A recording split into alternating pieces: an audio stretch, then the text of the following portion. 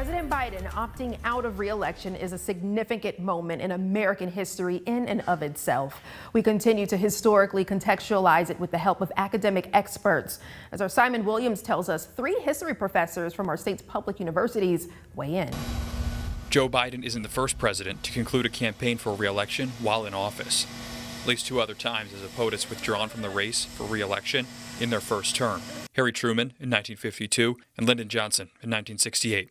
And while there are comparisons to Biden in the facts of the transaction, to say history is repeating itself is inaccurate, says University of Alabama history professor Stephen Bunker. Their problem was wars. That's not the case with Biden. While some people can mention Afghanistan, that really wasn't what was holding him back. The number one target was his age. Any other issues were constantly circling back to saying he's too old.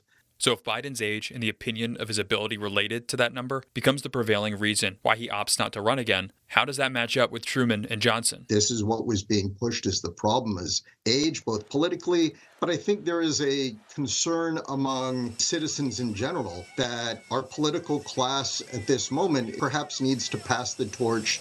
Now, what about the history that Biden's decision lays the ground for? That, of course, being Kamala Harris's likely ascension to the Democratic Party's nominee for president. Alabama A&M's History Department Chair Stacey Carter sees this as two-pronged. The timing.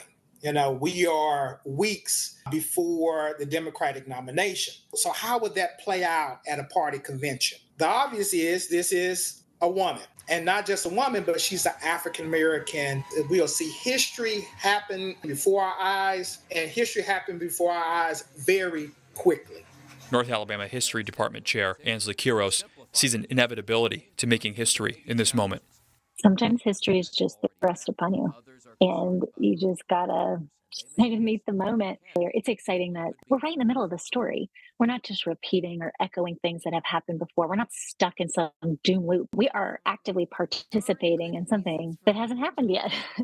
And we can look for continuity, we can look for change, but ultimately we get to make the moment that we're in. In Huntsville, Simon Williams, Fox 54 News.